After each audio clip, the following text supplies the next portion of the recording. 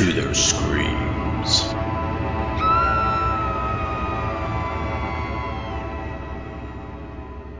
Greetings, ghouls and creeps, and welcome to Listen to Their Screams, a horror podcast. I am one of your hosts, Dave. I'm joined by the other host, Ike. Ike, how the hell are you? I am superfluous. I think that's a word. I don't know. I guess it is now. But well, I, on the other hand, am very non-superfluous. I am not feeling well. So we're going to battle through because you know what? I'm a trooper like that. But Ike is going to have to tag in a little more often and take a little more of the helm here in a bit. But that's okay. I'll still be here for my stupid ass shit that I had. Dave's got the bubonic plague. Just letting everybody know. Perhaps. I've got to. I've got my iron lung on order, but there was supply chain issues just held up. So, but it'll be here at some point in time. That's a terrifying thought to me. I couldn't.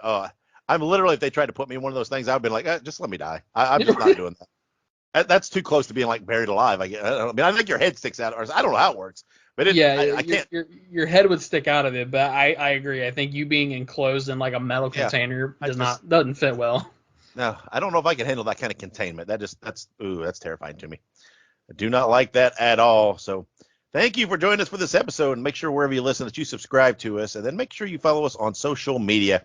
We're on Facebook, Twitter, Instagram, TikTok, and Letterboxd. Just look up Listen to Screams. That is Listen, the number 2, and Screams.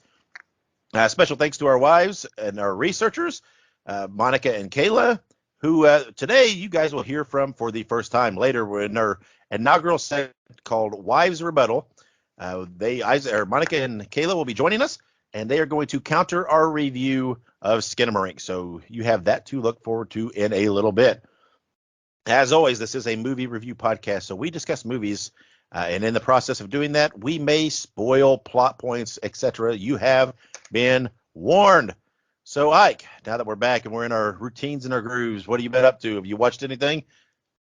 Honestly, I haven't watched much. I don't know. I feel like when I got back from vacation, I hit the ground running, watched a bunch of stuff, and then like completely dropped off.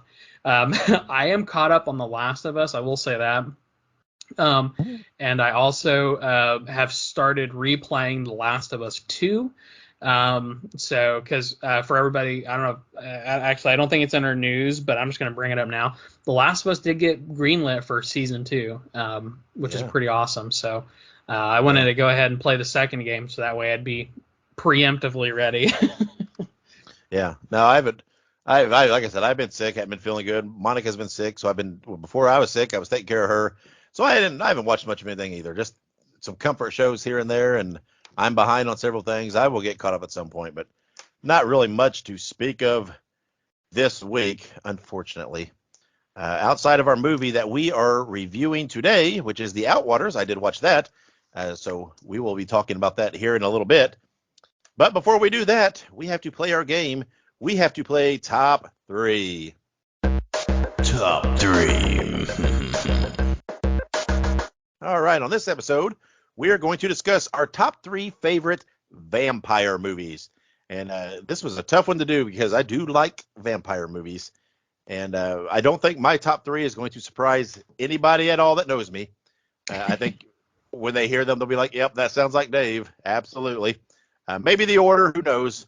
But Ike, are you ready to discuss the old neck biters and your top 3 favorite vampire movies?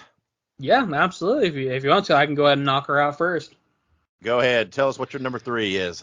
Let me preface this by saying that I 100% don't. I genuinely think that you and I will probably have no crossover, or maybe one crossover. Maybe one. Maybe one. There's one that could be, but the other 2, I severely doubt it.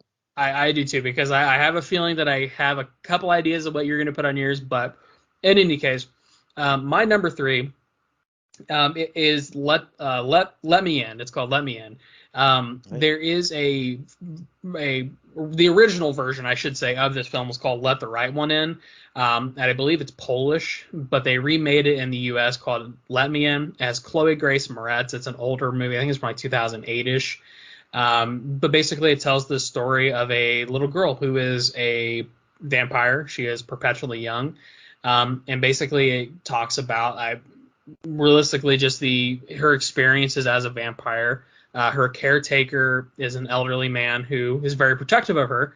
And, there are some kind of ups and downs and some weird things that happen. But all in all, it's a really good movie.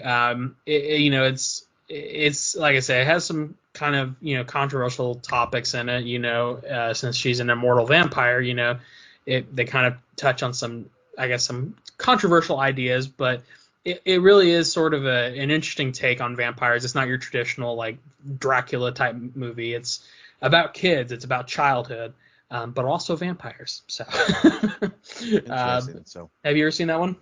I have not seen it, so it is definitely not on my list. But no, sounds intriguing. Is the title "Let Me In"? Is that a play on the old mythology of a vampire has to be invited into a home?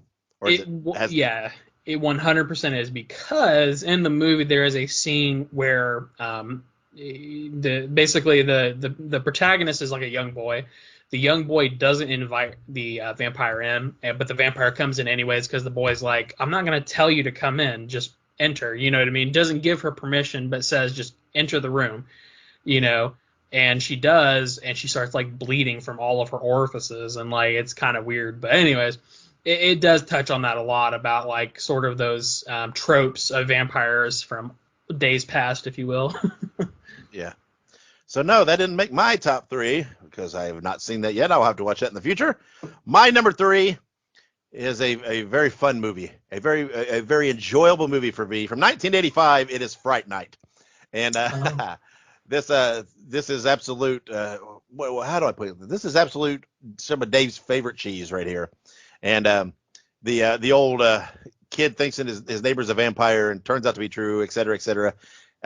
The key in all this is 1985 because yes, you can tell this movie was made in 1985, but it is fun, it is enjoyable, it has some humor in it that I maybe because of my age I enjoy, but it definitely was a top 3 favorite vampire movie for me. Ike, have you ever seen Fright Night? It was remade later, but Yeah. have you seen either of them? So I've actually not seen either of them. I was actually looking at the cast list for the remake, and it's got some pretty top dollar names like Anson Yelchin, Colin Farrell, David Tennant, Toni Collette. Yeah. I mean, Dave Franco. Damn. But no, I've actually not seen either of these. I have heard of Fright Night. I just have never seen it. But it does sound like something I would enjoy. Yeah. It is a fun movie. Again, a movie from my childhood that I very much enjoyed, so it made the list at number 3 for me, which brings us to number 2. Ike, what is your number 2 favorite vampire movie? My numero dos is a fun little movie called Stakeland. So Stakeland is also sort of a not so typical vampire movie. Basically, it takes place in a world where vampires, it's more of a virus. Basically, there's sort of like this illness that goes around that turns people into like vampire creatures. And it's really interesting just because of how they approach the concept. Basically, it's like it's basically like a zombie apocalypse movie, but imagine that the zombies are vampires, and like the zombie virus is a vampire virus. It's honestly a really cool movie. They actually made 2 of them. I've not actually seen the second one, but I've heard good things. But Stakeland, I believe it's on Netflix. It's from 2010. Honestly, it's everything that you love about vampires, the mythology, how vampires operate, but it gives the added twist that it's not like a normal vampire. It's not just like suck your blood vampire. It's if one of these vampires bites you, you're going to turn into a vampire as well, and you're kind of screwed. So, really good. Interesting. See, here's another movie then that I would have to watch. I've never even heard of Stakeland. I am sorry to say, so I have definitely not seen it. So then, therefore, it's not on my top 3. But the number 2 here, my number 2, which might surprise some people because some people might have thought this might have been my number 1, but it is my number 2 favorite vampire movie, but it is my absolute favorite portrayal of the Dracula character, and it is from 1931, Dracula, with Bela Lugosi. This movie is beautiful. It is gorgeous. I absolutely love watching it to this day. And again, when all the the cliche vampire looks, the widow's peak hair, the slick back, the fangs, the cape, the pennant around the neck, and everything else. Those all derive from this movie, I mean, this thing, it shaped vampires and pop culture to this day and forever. It is a wonderful, wonderful movie. One of those movies that I've seen, I don't even know how many times. Has so much nostalgia because it was a movie that I watched so much as a child. And again, it might surprise some people. Some people might have thought that this would be my, knowing my love of the Universal monsters, that this was would have been my number one. But nope, it is number two for me. Although Bela Lugosi is my favorite portrayal of Dracula, so that is my number two. Absolutely. Yeah. I was gonna say I've seen the Bela Lugosi's Dracula. It's obviously fantastic. It didn't quite make my top three, but yeah, I mean, honestly, I would say it's probably one of the. Like you said, Bela Lugosi is probably one of my favorite portrayals. I do like Christopher Lee a lot. Yes. His portrayal is also fantastic of Dracula, and I'm also very excited to see Nicolas Cage's portrayal of Dracula too. Yeah. That'll be But interesting. it will be. But absolutely, Dracula, it's classic. Like you said, it's the the Universal monsters. It's, Bela Lugosi. It's literally probably, I would say, one of the more paramount films of our time. It's incredibly important, not only just for horror movies in general, but the concept of vampires. Vampires, that was the first, and realistically, that was the first. Obviously, you had like Nosferatu, but Yeah, Dracula is like the cliche of all vampires.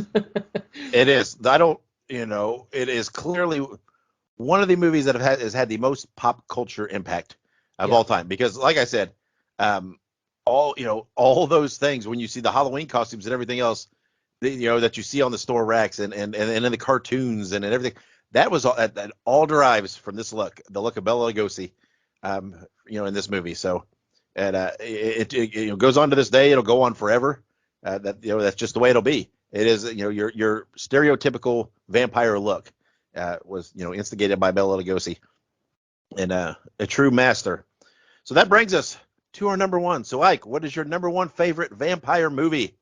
Absolutely, and this was honestly kind of a hard list to make because there were a lot of good vampire movies that I have seen, but I think my favorite one is going to have to be 30 Days of Night.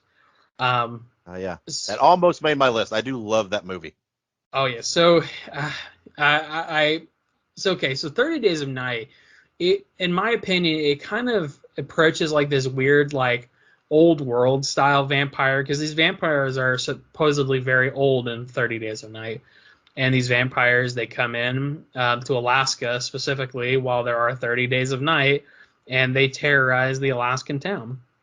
And I like the idea of 30 Days of Night because Alaska is sort of like this very mysterious place. Because like if you look up like stuff about Alaska, you're gonna see a lot of stuff about like mysterious disappearances, mysterious animal attacks, UFO sightings. I mean, there are so many crazy things that have happened in like Alaska, and specifically like just paranormal stuff like this and supernatural stuff. So anything set in Alaska, in my opinion, it's very interesting. It's very cool. So 30 Days of Night, it plays up on that part of the horror kind of mythology that I like, but it also plays up on vampires. The vampires are not they're not invincible. They are harder to kill, but they are still like, mortal. They're not like immortal creatures. But yeah, absolutely. 30 Days of Night, probably one of my favorite, if not my favorite, of like those kind of like creature movies in a way. Just because gotta love it. Gotta love those vampires. Yeah, it is a good movie. It almost, like I said, almost made the top three. But the three that I picked have a little more nostalgia for me. And but when I was thinking my favorites, there was number one was locked in from the get-go. There's no doubt what my favorite vampire movie of all time, a movie that I love to watch, and I will rewatch it all the time. From 1987, my favorite vampire movie is The Lost Boys, and it is such a great movie. I love everything about it. I love Kiefer Sutherland. I love the two Coreys in it. I love, with the Frog Brothers, and the one Corey and whatever the other kid's name is. I don't know who he is off the top of my head. It's such a great movie, such a fun movie. Again, it is so 80s, which plays right into my hand. I absolutely love that. But it is one of those movies that, when I saw it, it just made an impression on me, because to me, it's one of the first. There might have been others, but one of the first movies that I remember or I recall that made vampires seem kind of cool, right? They weren't just these old creepy guys that lived in coffins and this and that. They were kind of hip and kind of rough around the edges and kind of those badass, kind of guys that mortal men would look at and be like, oh man, I wish I was fucking like that. And so it had that old, they were getting, they got the girls and they partied and they did all these things and did whatever they want. And I love that. And everybody knows I'm a huge fan of the Supernatural show. I think the Lost Boys and their portrayal of vampires played heavily into how vampires were portrayed in that series.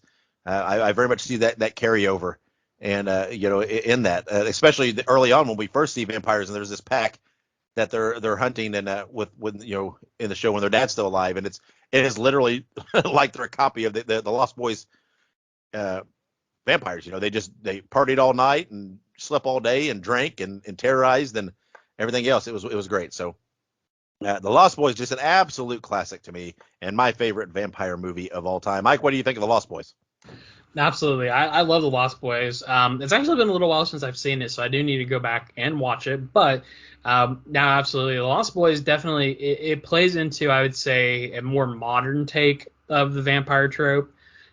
It's not this, the vampires living in castles or the vampires, it's definitely a more modern, because they're like on the beach or something like that. Because if I remember, there's like surfers and stuff. Yeah. And so it's definitely kind of a cool adaptation of like that classic vampire story. And it's unique because, like you said, it very much sticks out in my mind as not your typical vampire movie. Like you said, you have the Coreys and, of course, Kiefer Sutherland. You can't beat a 80s Kiefer Sutherland. He looks so different. Absolutely. With like that bleached hair and like, oh, I love it. But yeah, obviously I love The Lost Boys. Can't go wrong with The Lost Boys. Absolutely. Such a great movie. I just rewatched it not too long ago, just a few weeks ago, just prior to vacation. I just got I do that every I don't know, every couple months or so I rewatch it. I absolutely love the movie. So that is it. That is our top 3 favorite vampire movies from each of us. So we're going to take a quick break. When we come back, we will have all the news and upcoming releases. So stick around. Remember, in the course of discussing movies, the host will spoil plots. You've been warned.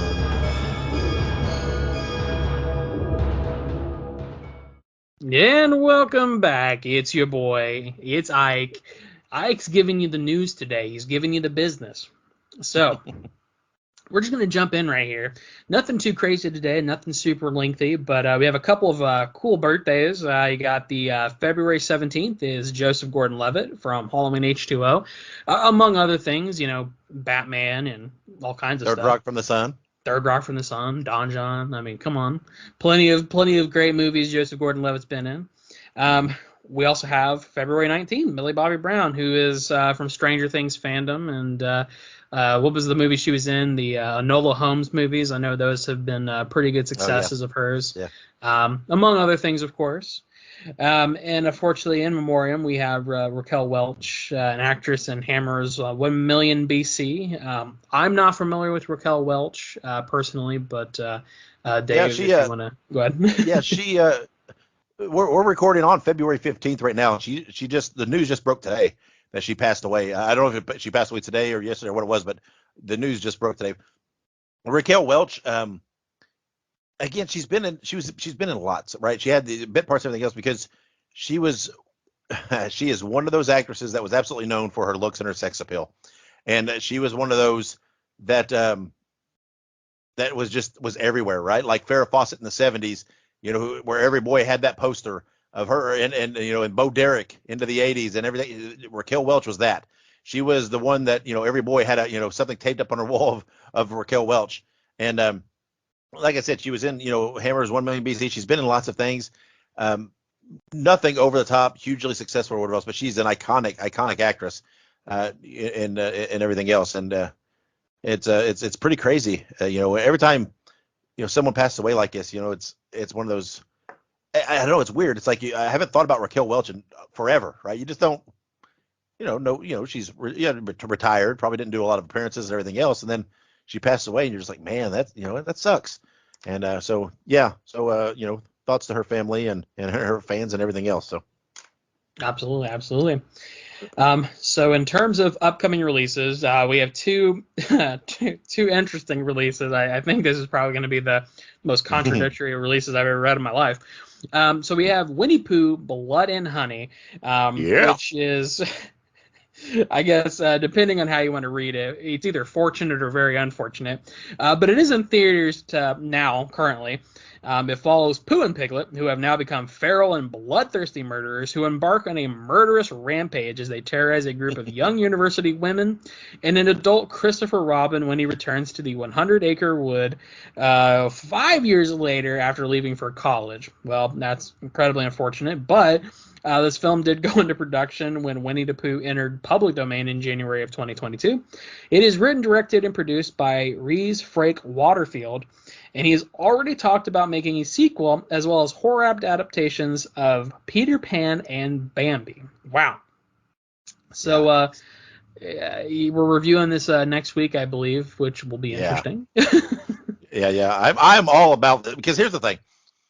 I'm either going to love this or I'm going to hate it, because this, to me, on the surface, this sounds fun, right? Yeah. Don't get me wrong. I love Winnie the Pooh, right? I have a nostalgic place in my heart for Winnie the Pooh and the innocence and the wonderfulness of it. And that's okay.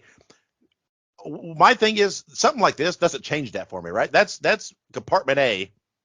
I'm okay with compartment B, where there's a different telling, right? Because I'm also the same way with like the Grimm stories, right? Everybody talks about all the Disney movies and the bedtime stories and and the Sleeping Beauties and the Cinderellas, everything. Yeah, okay. Every single one of those, they were horror and graphic stories by the Grimm brothers well before they were Disneyfied. So I'm okay with doing that in reverse, and like they did with the mean one, with the Grinch one, the movie, and everything else. I'm okay. Let's see what happens here, because I think it can be fun if it's done right. Now, it's either going to be fun and enjoyable, or it's going to come across poor and cheesy, and overly cheesy. I like cheesy, but it just depends. But I'm anxious to see it and to see, because I think this could very much be a new genre of horror that I could very much get into and enjoy. But we'll see how it's how it parlays over. And like you said, we plan to review this next episode, and I'm very much looking forward to going and seeing it. I've waited for this for a long time, because we've been talking about this for a while, and the release date keeps getting pushed and everything else. But it's officially out now. So. Yep, absolutely. And like you said, I'll be interested to see it. I'm going to go into it with an open mind, but I am obviously very skeptical. It's very thin ice that they're treading on. I'll just say that. With that in mind, there's also another honestly stellar movie title, The Resurrection of Charles Manson. You heard that right. It is on demand and digital now. So basically, a couple is editing a Charles Manson movie in an Airbnb. The film's dark events begin to come true in the mysterious plot of a hidden leader. It is starring Frank Grillo, who is from Purge, and he's Brock Rumlow from Marvel Cinematic Universe. I can't remember, it was Winter Soldier and Crossbones. Civil War. Crossbones. Or something like that. Something. He was he was the agent that was in S.H.I.E.L.D. that kind of double crossed Captain America and everything, didn't he? Yeah, he was with the Hell Hydra. Yeah. Yep. So Frank Grillo's in this. Jamie King, which sounds familiar, but it looks like Jamie King's from My Bloody Valentine and The Spirit. And it's also, which is really cool, directed by Remy Grillo, which is Frank's son. So that's actually pretty cool. Yeah, it's interesting. I haven't heard anything about this. I don't know what to make of it. But we'll see. I'd give it a watch to see what it is. Again, this to me, this is one of those movies that's I don't know. I'm either gonna love it or I'm gonna hate it, I think. And so we'll see at some point in time what I think of that. So I'll watch it at some point. So Resurrection of Charles Manson it's just such a wonderful movie title. Like, I never thought that I would ever hear those words. It is. It is definitely one of those titles when I hear it and I'm like, okay, what's that? It piques my. There's something about, I don't know. Charles Manson has become a character, right? I mean, outside of the person himself, there's so many characters of him and what he was and everything else. It's kind of odd. So I don't know. We'll see. I'm curious how this film approaches the topic and what it does. It's weird to me. I was gonna say, I don't know why, but when you said who he was, I was gonna say rest in peace, but I rescind that thought and statement. No. Yeah. Rest in hell maybe, but anyways. Anyhow, so that's pretty much it for news today. I think next we have the wives' rebuttal, so stick around.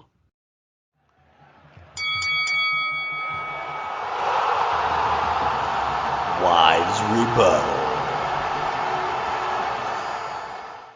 All right, and here we go. This is the first installment of what we are calling Wives' Rebuttal. And basically, Ike, what this is we have we have Kayla and Monica joining us, and they have this novel idea that they're going to come on and they are going to counter one of our reviews. So basically, Ike, what they're going to do is they're going to come on here and they're going to try to tell us why we're wrong. And we know how that's going to go, but you know what? It should be entertaining nonetheless. So without any further ado, I will first introduce your wife, Ike, Kayla. Kayla, welcome to the show. Thanks. Wow, the enthusiasm already. and then I'm joined by, here we go. The temperature's about to pick up. Here we go. I'm joined by my wife, Monica. Hello, dear.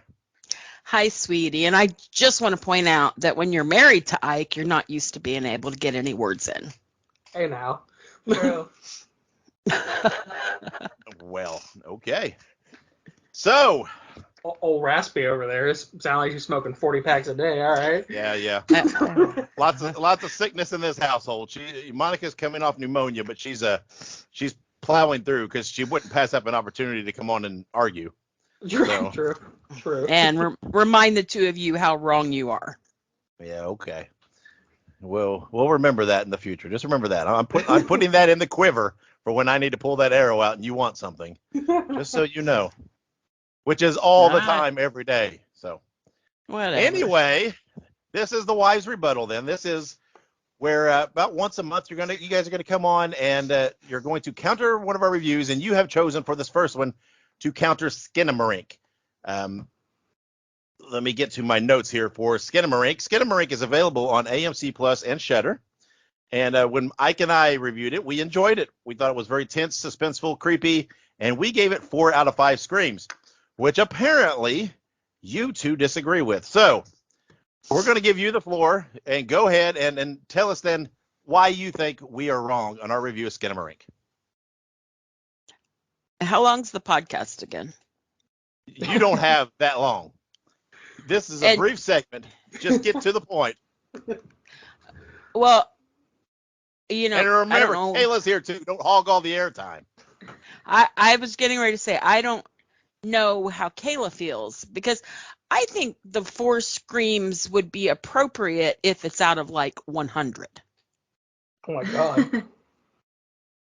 Okay, that's not an argument though. That's just you're not even supporting your statement whatsoever. Oh, okay. So that was just my thesis. That was just your thesis. Here's my support of that. Okay. That's my opening statement. That's my opening statement of fact. Because here's the deal. These are, first of all, you know what? Horror movies are horror movies. You have to suspend a little reality, okay? We all know that Jason, and Mike Myers and all that stuff. But there has to be, in a good horror movie, a kernel of truth. And there is no truth in a 4-year-old and a 6-year-old waking up in the middle of the night and not being freaked out. When my oldest would turn around and I wasn't in the room, he would freak out when he was 4. So okay, so your whole basis for not liking the movie is because the kids didn't freak out? Well, there's that. Then the entire movie, there's all of this logic that's happening between a 4-year-old and a 6-year-old. Let's push the sofa over here to keep the bad out. Let's sleep down here and watch cartoons. These are all logic-based decisions that 4-year-olds and 6-year-olds don't have. 4-year-olds and 6-year-olds, literally, it is, I want to eat, I want to poop, and I want to play. And if it doesn't fall in one of those three, it's not happening.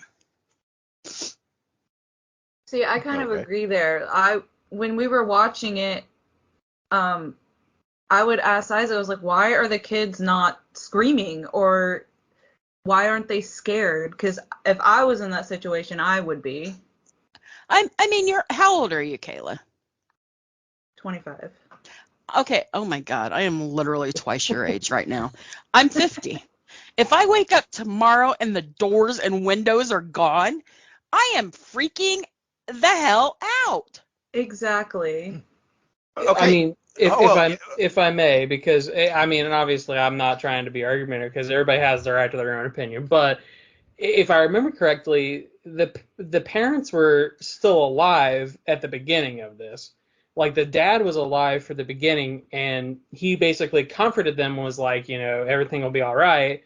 So I guess in my opinion, if they have this like predisposition that everything's going to be okay, and also you have to imagine that if you're stuck in this situation, it could be like a trauma response. I mean, it's not unheard of that a kid basically just goes with the flow because, I mean, their brain is so overloaded that they're just like, I'm just going to try and do what I would normally do, which is kind of like the theme here, is that they're just trying to find normalcy when there is none. Okay. You might. Not a 4-year-old and a 6-year-old. 4-year-olds and 6-year-olds pee down their leg when they meet, like, the Santa Claus in the mall or the Easter Bunny in the mall. And that's with mom and dad right there with them. And mom and dad were Okay. not with them at the beginning of this. No, because they woke up and dad was gone. That was like the whole point. Yeah. Mom was never there. but didn't they just think Dad was upstairs in the bedroom? Yeah, No. they did. Yeah, they They kept went in saying, the bedroom and called for him, didn't they? They went, and then he wasn't there, and they still He didn't wasn't freak there. out. I suppose. I don't know. It kind of, to me, what it comes across as, it kind of comes across as a kid. When you're a kid, you try and justify things. You try and make things make sense. Because I remember when I was a kid, if I didn't understand something, I basically made up an understanding in my head. You know what I mean? I like, for instance, this is just an example. For a long time when I was, this ought to be good. this will be good. When I was a kid, I didn't understand how cars moved. Like, I didn't understand the internal combustion engine. Oh, So in my brain, I'm thinking like, okay, I don't know how this car is moving. So in my head, how I justified that the car was moving was that because I saw the pedals. I thought they're hitting the pedals, and that's like it's like a bicycle. They're hitting the pedals. It's like the Flintstones. So Oh, yes. and so in my head, I justified, hey, this is how cars work. I had no clue what a fucking internal combustion engine was. I thought my mom and dad were fucking Fred Flintstone in this shit. So so I guess if you take that into consideration, these kids are going to try and justify that everything's okay until they can no longer justify it. But I mean, if you think about it, kids are very very, very, very strong. Like, their mental fortitude, the kids aren't given enough credit when it comes to that. I mean, you look at kids again who are in traumatic scenarios, they're able to recover relatively well because they bounce back well. Now, you know what I mean? There are literally about 30 million children currently in therapy right now that are going to tell you you're full of shit. Well, but that's the thing, is that they have therapy. They're going to do it. I went to therapy. I'm fine. How are they going to have therapy? There's no door or window for the therapist to get in. But what I'm saying is that in the moment, they have that sort of fortitude to push themselves through it. They have the imagination to try and justify whatever's going on and try and say everything's going to be okay. Because to me, that's what the movie's about. The movie is about, as a child, the lengths that you will go to try and justify that something is okay. The lengths that you'll go to as a child to try and find that normalcy. that's what I think the movie is partially about, is that child wonderment in the brain of a child. Okay, hold on. That's what you think this movie was about? It's about a lot of things, but I do think that that's part of it. I think that part of it is, when put into a scenario like this, how would a child react? You know what I mean? And obviously, this isn't going to be every child. Every child acts differently. But in this scenario, I think that's part of it. I think that part of it is, it really depends on how you want to look at it. If you want to look at a more literal interpretation, I think that they're in purgatory for some reason. I think that's where the movie takes place. Okay, so I feel like you and I watched two different movies, because it clearly is, this movie is that Kevin, when he fell and hit his head, that he is either languishing in a coma or he has died and is stuck in the veil. But I don't think this is about the strength of a child. I think, the toilet disappears and things are on the ceiling. I mean, this is clearly where reality and is losing touch, or parts of his brain is dying from whatever that head injury was.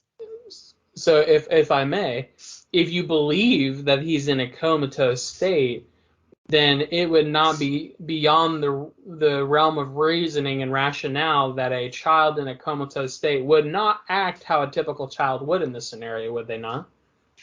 Okay, and I agree there. Had this movie been made in a way that it is clear that was the direction it was going. When you write a movie, I can be like, okay, so here's my movie. And at the beginning, in a voiceover, you hear, yeah, and I think I told the nanny that Kevin's allergic to peanut butter. And then you go all through the movie and all this craziness happens. And at the end, you find out that, oh my God, the nanny let him have a peanut. That's what this movie was. And except for at the end of this one, they didn't tell you that he had the damn peanut. I mean, All right. yeah, I mean, I was just gonna say, I think ambiguity is part of what made this movie good. I mean, obviously, I know that's not everybody's cup of tea. I know that a lot of people, and I think Kayla would probably agree with this. And I'll say what I'll say, and then I'll let her kind of elaborate. But basically, a lot of people, they want conclusion. They want a solidified ending. And I know that was something that Kayla mentioned, which is part of the reason why she didn't like it either. Yeah, definitely. I feel like I didn't get a good ending, and it never caught me because it was never like clear what was actually happening, Right. And I don't enjoy movies like that personally. Right, and I think that's important, that because even me and Kayla, we talked about this at some length. This movie was bound to be a very divisive movie. We both said this. I was Yeah. like, you're either gonna love this or you're gonna fucking hate it. And not that you guys hate it per se, but you guys clearly didn't enjoy it to the extent that Dave and I did. You I guys, hated it. right? You hated it, but but Kaylee even told me, she's like, I wish that there was like another like 10 minutes of the movie that just explained everything, because I need that explanation to enjoy Yeah, it. I agree. Like when you said the whole, like if they were in a coma or something, if it would have ended with that explanation, Like a hospital beeping or something. like Yeah. I think I Right. would have enjoyed it more. Mm. I would have not hated it if there had been any kind of hint of a resolution. Which is fair. But like I said, Dave and I, we've talked about this too, how the ambiguity, for me, the ambiguity made it scarier. The ambiguity was the true terror, in my opinion, because there was no like certainty as what was happening. And something else is the storyline in and of itself, I had trouble with. And I didn't find it at all scary. I didn't find it even any kind of scary. I honestly would not have even called that a horror movie myself. Maybe like a student film, something. I don't know. I mean, I know it was only filmed for $15,000, but it looked like it was filmed on the very first video available on a flip phone. I think it kind of plays into the art direction that it is an experimental film, and the movie that me and Dave are actually reviewing today, it's honestly the same as the Outwaters. It's an experimental. Because it's becoming a huge thing. I think, I don't know if it was just like honestly, I think the pandemic has spawned this like sort of surge of like experimental films, and I think that's what obviously Skinamarink is. It's experimental. Right. It's experimenting with a different film style. It's not explicitly a first person or a third person kind of view. The angles and whatnot aren't centered on what's happening. It's centered on a moment, if you will. So I don't know. I definitely see why somebody wouldn't like this. If I didn't go into this with the mindset that I did, I probably wouldn't have liked it either. I think like Kayla, he's telling us that we had the incorrect mindset. I don't think that you guys have the incorrect mindset. You guys have you have a very valid opinion. It's just, yes, these are opinions. Yeah. So like we do though, like we do at the conclusion of every review, I got a feeling I know where this is going to go. But out of 5 screams, then Monica, what would you rate it? I would rate it 1 scream, but only if I get to scream because I'm banging my head on something. Dang. You could have just said 1 scream. It would have been good. We don't need all that other. Put a sock in it, Siskel. All right. So Kayla, out of 5 screams, what would you have rated it? I think a 2. I didn't hate it, but I wouldn't rewatch it on purpose. My question's this. Kayla, you're in bed and you were watching a movie, right? And that movie ends and you're comfy and you're cozy and you're just in that sweet spot. And then Skinamarink comes on and you realize the remote control is across the room. Would you get out of your comfy zone to go get the remote and change it? Yeah, probably. Fair. Yes. Okay. So we gave it an average of 4 out of 5 screams. You two gave it an average of 1.5 out of 5 screams. There's a definite discrepancy there. What I find the most humorous though is when Ike and I review, and if we say, oh, it's just an okay movie, we didn't hate it, we give it a 3. That's kind of middle of the road for us. And Kato's like, well, I didn't hate it, I'll give it a 2. I'm like, wow, man, they're much more harsh than we are. I don't know if we've rated have we rated anything a 2? Maybe. Maybe the movie that we shall not speak of. What's Halloween Ends? Oh. Do not make me come through this recording. We easy there. We've gone long enough here, and you're starting. This is wives rebuttal plural, not wife. So just calm down. I see you, Ike. Oh, no. I will drive the 3 states to come see you. Yeah, right. She won't drive across the town to get a gallon of milk, don't He's not wrong. I have it delivered. Yeah. All right, so that's going to wrap up this inaugural segment of Wives Rebuttal. I think we've taken them enough of a hit here. But again, as we always say, these are just opinions. So whatever. I don't guess we'll be watching this movie again with our wives anytime soon, Ike. I guess not. So Monica and Kayla, thank you for joining us, I guess, and coming on and whatever. But I do believe the takeaway from all this is, regardless of anything else, is that once upon a time, Ike thought the Flintstones were real. That is what we all need to take from this. All I could picture is Ike as a kid in the backseat of a car looking out, thinking that all the cars on the highway and interstate are being foot-powered like he saw Fred Flintstone do. And just for the record, as a Hanna-Barbera fan, that makes me very, very, very happy. So, oh, Lord. All right. So that's it. Thank you, Kayla and Monica, for joining us. We'll take a quick break, and when we come back, Ike and I will be reviewing yet another movie, which might get a wise rebuttal in the future. Today we will be reviewing The Outwaters, so stick around.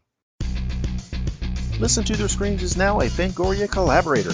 Get 20% off your order at shop.fangoria.com by using the promo code LISTEN2SCREAMS at checkout. That is listen, the number 2, and screams. Or you can click the link in the show notes. And welcome back to the spooky. Welcome back. Oh, sorry. Very good. Welcome back to the spooky and yet fun review of The Outwaters. That's right. That's the movie we watched this week. We actually got this on an early screener, and we actually saw this prior to last week us recording. I'm pretty sure we both watched it prior to recording our last episode, which is cool. Mm-hmm. But just for some information for you, The Outwaters is currently available on Screambox, a streaming service that I very, very poorly need to get a subscription to. So the movie is about 4 travelers who encounter a menacing phenomena while camping in a remote stretch of the Mojave Desert. Robbie Banfitch wrote, directed, and starred in this film. The music is tied to the fate of the characters throughout the film. The music is also diegetic, which means that it is heard by the characters in the movie as well, not just the viewer. So I'll just jump in a little bit here, and then I'll let Dave kind of hop in where he wants to. But The Outwaters, it kind of we talked about this a little bit during the Wives Rebuttal. But The Outwaters, to me, it's very reminiscent of that sort of experimental filmmaking that we kind of saw with Skinamarink. Honestly, I feel sort of a surge of films that are going to fall into like this experimental idea, this experimental genre, if you will. And I think that Skinamarink and The Outwaters is just 2 of many to come. But The Outwaters, was a very interesting movie. As we mentioned, it's a story of people going into the desert. If I remember correctly, they're shooting a music video, which was their original purpose and intent of going into the Mojave Desert. And basically, there is just a bunch of really crazy shit that happens. And the movie, it really relies on, I would say, the sound that is happening. It really relies on some very interesting visuals, a lot of blood in this movie. I gotta say, it gets past a certain point, and essentially everything's covered in blood, both people and ground. And yeah, it was one of those movies that I watched that I needed to watch again. Truthfully, I watched it the first time, and I need to watch it again just because I feel like I had to have missed something. It was like Skinamarink. I had to watch Skinamarink twice before I really felt like I understood it. But nonetheless, I enjoyed this movie. I'm not gonna lie to you. I actually quite enjoyed Outwaters. It was interesting. It was experimental. It was ethereal. It had a lot going for it, and I think upon my second viewing, I'll probably like it more. But before I get too far deep into my thoughts, what did you think of the movie, Dave?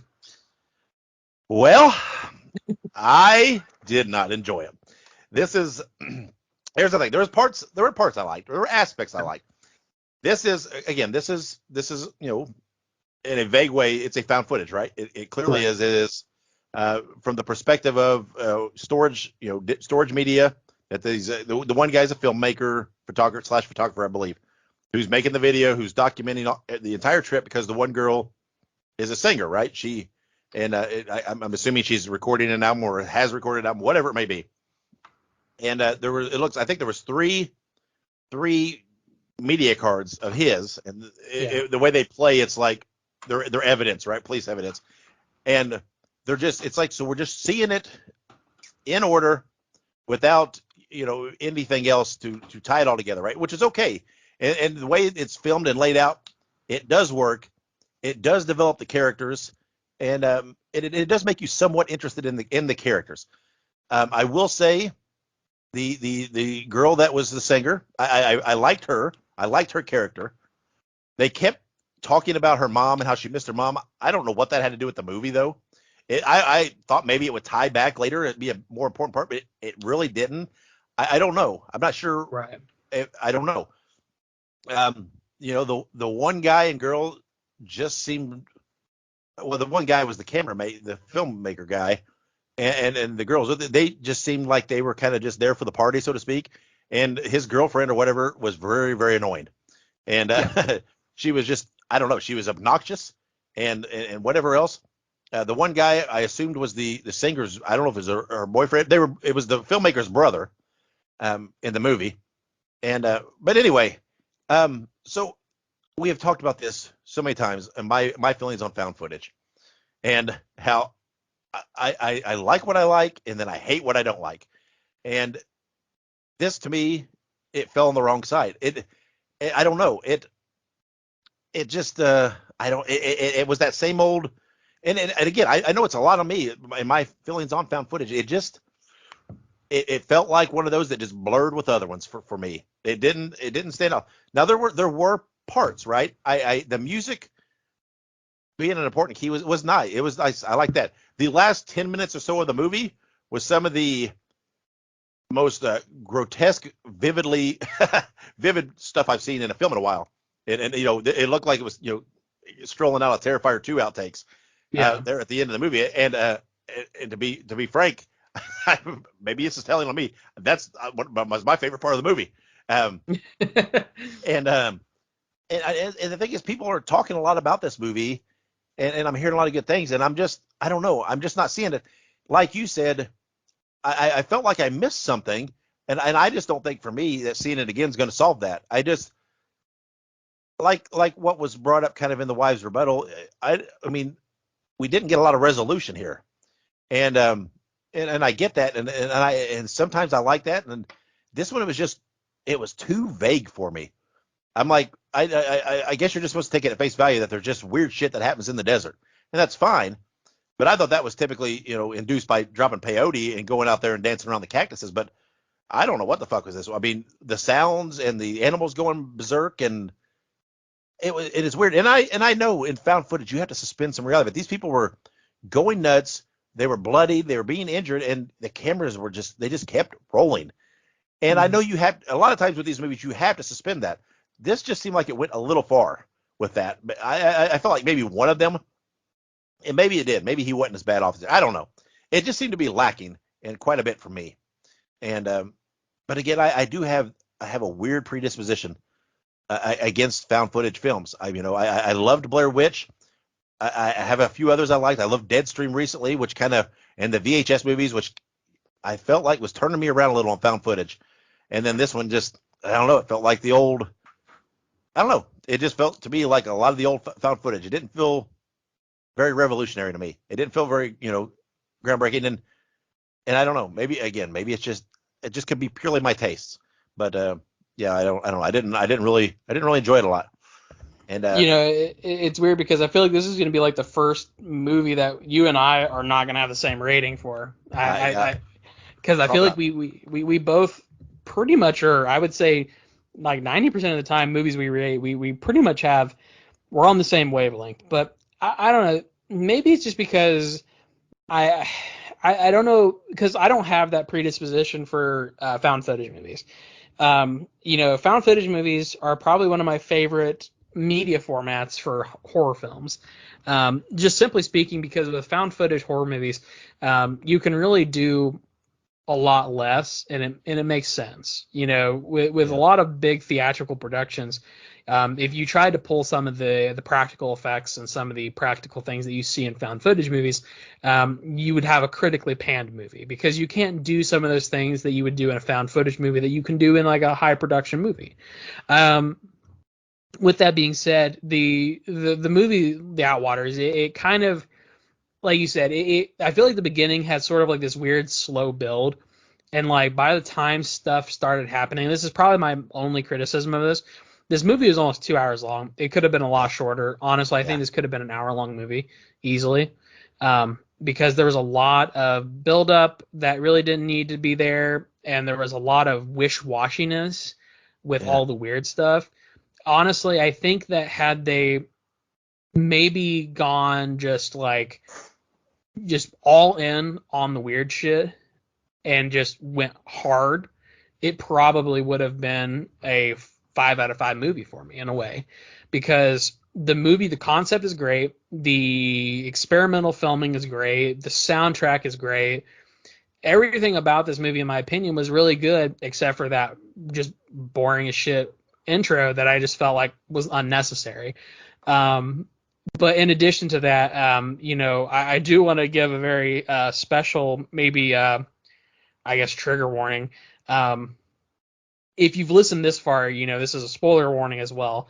But Dave mentioned some pretty gruesome shit in this movie, and I have to mention that it was kind of creative. That he finds a shark tooth in the desert. It was a shark tooth, right? Yeah. Yeah, I think so. And he proceeds to cut his own penis off in the desert. So I definitely wasn't expecting that to happen. And then afterwards, he cuts into his stomach, and his innards fall out, and he just kind of starts dragging them around. Yeah. So it was very interesting on how they did that, how it was done, the practical effects, the prosthetics and everything. So I will give them a very large credit for that. That part was just, it was completely, it completely just, what's the word? Just blindsides you. You don't see that coming. You know what I mean? If I had a bingo card for this movie, I probably could have guessed some of the shit that was going to happen. But male genitalia being cut off was not one of them. You know what I mean? Yeah. So I will give it that. It had some creativeness to it. Yeah. And like you said, the early part, it's like they tried so hard to get us invested in the characters. Yeah. And in a normal type movie, maybe they could have, right? But I felt like there wasn't a payoff for that. They wanted us so invested in them, but then it's like, I don't know. I didn't feel the emotional conclusion of that, right? I felt like they could have condensed it down to 5 minutes, and this is who they are, this is what they're doing. Okay, let's go. And it would have been the same results in the end. And I don't know. I don't know. It's almost like it's a found footage film, but it's like they tried to take a feature film and shove it into a found footage film and tried to make it work, and it didn't. They didn't. I don't know. It didn't work, right? I think their approach to telling the story was wrong, and how much they tried to invest us in the characters early on was wrong and none needed. And I think it could have got to the bit. And to me, this feels like, I'm sure it wouldn't have played into the way the movie was laid out with watching these media cards or whatever, but this movie would have worked to me perhaps with a little backward storytelling, right? A little, let's jump towards the end and then let's go back and tell a little how we get there. Not as much as they did, but I don't know. It took so long to get to a point, and then when it got to the point, I was like, okay, well, I had all that for that. It just didn't. I don't know. It was disappointing to me. It didn't pay. Like you said, it didn't have the same payout that you think it would. Yeah. And you kind of even mentioned this a little bit, but when they try and get you to invest in those characters, you have to kind of look at the films that have succeeded in getting you that investment. Like, for instance, The Blair Witch. That's a perfect example of a movie that succeeds in getting you invested in the characters, but it does it passively. You know what I mean? Yeah. The entirety of the lead up of, like, for instance, Blair Witch is them interviewing people and, documenting their journey in this town, and going into the woods. So you kind of get this passive, like, relationship with them where you're like, okay, yeah, I feel who this person is. I'm invested in this person's future, but they do so in a way that doesn't seem to take as long as this film did. Yeah, I think some of what they try to do in this, they could have just woven into the movie itself. There were just parts where the guy was showing off his new microphone while they were getting high. I'm like, this has nothing to the movie. This is not adding anything to this. And it literally, like I said, it made me hate the one girl. I'm like, can she just die already? Can we just kill her? Because she was so fucking annoying. And because she was showing jealousy towards the other girl and talking about her. I think she said something about how much she whines about her mom being gone, and I'm like, fuck you. What the hell? I mean, it's like, I don't know. And I think some of that could have been woven into the rest of the story instead of so much at the beginning. And I don't know. I really do. I think there could have been some better editing. And I think I like the way they try, how they tried to lay it out with, it was chronological. All right, here's the first media card. Act 1. Here's the second. I get that. but I just feel like the entire first media card was just like, oh, we didn't need any of that. No, we and didn't. and it's, and I think it could have been a better use of time, or they could have just cut some of the time. So, Yeah, but again, absolutely. found footage films to me, I go into them and they have to prove themselves to me, right? And the ones that I really like. I like Blair Witch. I like Deadstream. I like, Creep and Creep 2 and I like the VHS movies. I really like those. And but the others, I'm like, I don't, because a lot of them they always feel the same to me, and Yeah. a lot of the same. And this falls into that for me. It didn't do anything that just feels different to me. And I don't know. I don't know what they could have. I don't know that they could have. I just don't know if this was the right story for me. In any way you approach, I just don't think there was any way for them to make this click for me. So Yeah. Honestly, one last thing I wanted to mention, because you said something that made me think of this, but I get why they did it in the format that they did it, because they did, card 1, card 2, card 3. They did it in a linear time format. You know what I mean? They're doing it honestly, they're doing it because they want you to believe that this is really happening. Because in reality, if a police officer were to find these cards, or if a detective or whoever the fuck were to find these cards, they would present them, or they would upload them to whatever server in chronological order. So, I mean, it logically makes sense, but sometimes with these movies, like you said, you're suspending belief as it is, so you need to suspend logic as well as a filmmaker, because the logical storytelling of this film did not make sense.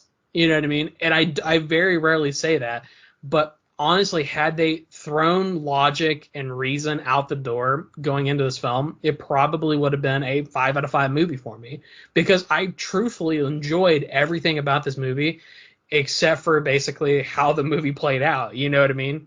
And how the movie built up. But yeah, I won't drag on about it too much, but I definitely think that if they approached it from a non-linear storytelling point of perspective, similar to Skinamarink, I think that it probably would have been better. perhaps, I don't know, but like you said, I think we're going to have a very differing rating for this. Yeah. So let's go ahead. You want to go first, or you want me to start? I'll let you call it on this one. I'll let you go first. I'll let you go first, Dave. All right. Let's hear your All right. out of 5 rating here. Don't let this change your rating at all. Nope. I did not enjoy the movie at all.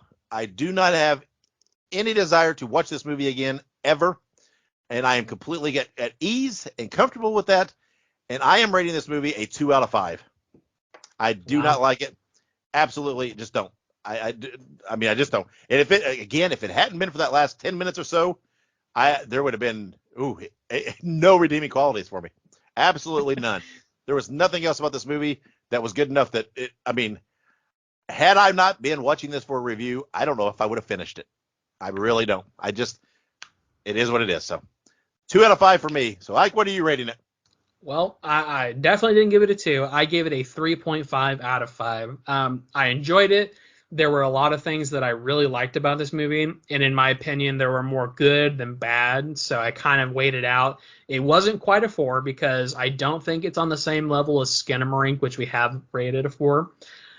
So I didn't want to give it a 4 because it's not on the same level of Skinamarink at all, but I also didn't want to give it a 3 because 3 is that, just standard across the line movie that you love, right? You like it.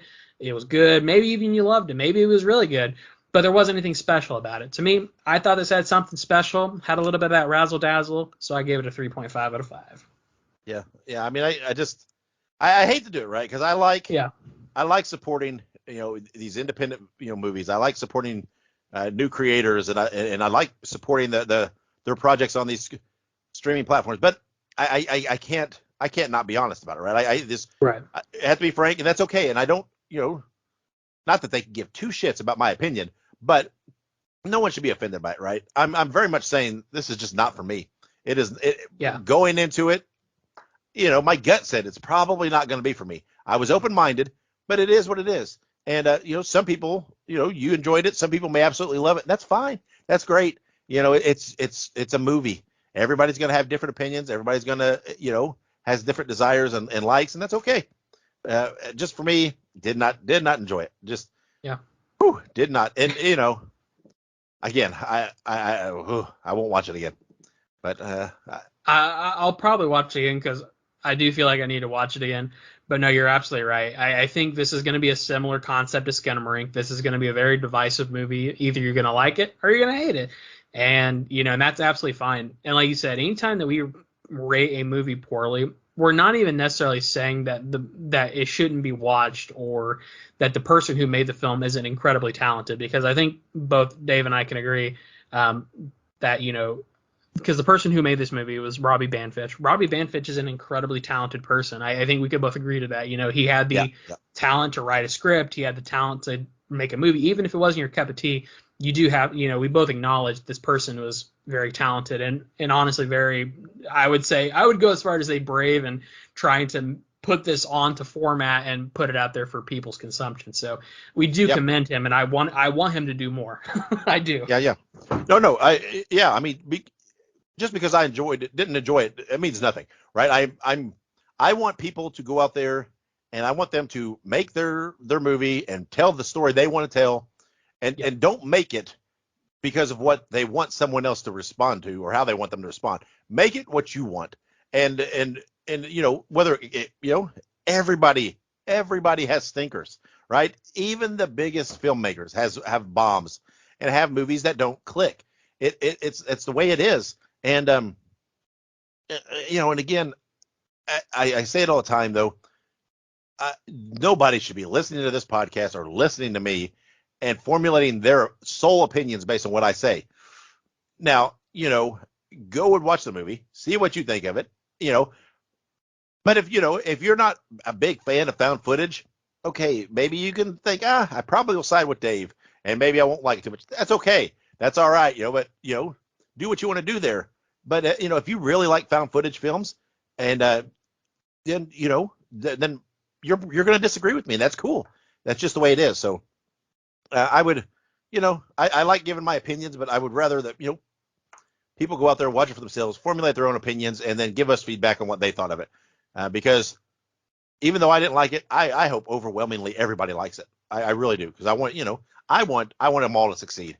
Because I want the horror genre and every streaming platform and every production company and every writer and creator and actor that's involved in these things, I want them to succeed because I want it as a whole to rise up, and I want the industry to finally say this is a thing and this deserves to be on the same level and platform as some of these others and get the recognition. And so I want them all to succeed. I want everything to succeed. I as far as horror goes, so. Anyway, that's what I think of Outwaters. That's what Ike thinks about Outwaters. Do what you will with it. Again, we had, one of the few times that we had a varying rating there, varying opinions, and that's okay. Next week might be another example of that, as we will review Winnie the Pooh, Blood and Honey. That might be another one where I don't know. We may have varying opinions on that too. That's going to be, I'm looking forward to it. It's going to be fun to talk about at the very least. So. Ike, before we get out of here, we had our first Wise rebuttal. We survived. We've, as far as the recording, we've not, gone out of the comfort of our little podcast zone to go, I don't know. My door's closed. I might step out here and Monica may be standing outside this door for the past hour with her arms crossed waiting for me to come. But I joke. But before we get out of here, anything you want to throw in there and add?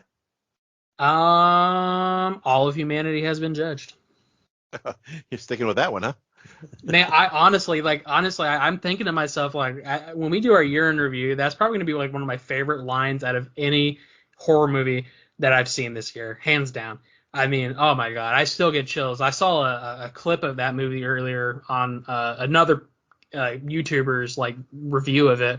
And I was like, man, that's such a fucking good movie. I can't wait for it to come out on streaming. Absolutely. Well, we got a long way to go. The countdown's still on. We're less than a month, I believe, till Scream 6. I cannot wait. Yes. I'm so excited for this movie. Absolutely. I mean, after that passes, I'm like, oh my God, what am I going to count down to now? But I can't wait. I'm hoping Evil it doesn't Dead let me down.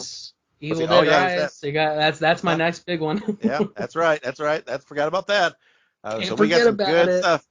Got some good stuff. Yeah, there's still maybe by the end of the year, maybe we'll get some of that Crystal Lake. the prequel series. Maybe we'll get some hints of that by the end of the year. Oh, we're still, and I'm sure there's still stuff that's going to be out there that's we've not been announced yet. So yeah. that's that people are working on that haven't had the push. So cannot wait. But in the meantime, in the short time, I'm looking forward to Winnie the Pooh Blood and Honey. I don't give a crap what anybody says. I want to see Pooh and Piglet. I want to see what happens. If there is a good kill scene where they kill Eeyore, oh my gosh, I'm telling you that's gonna be fun.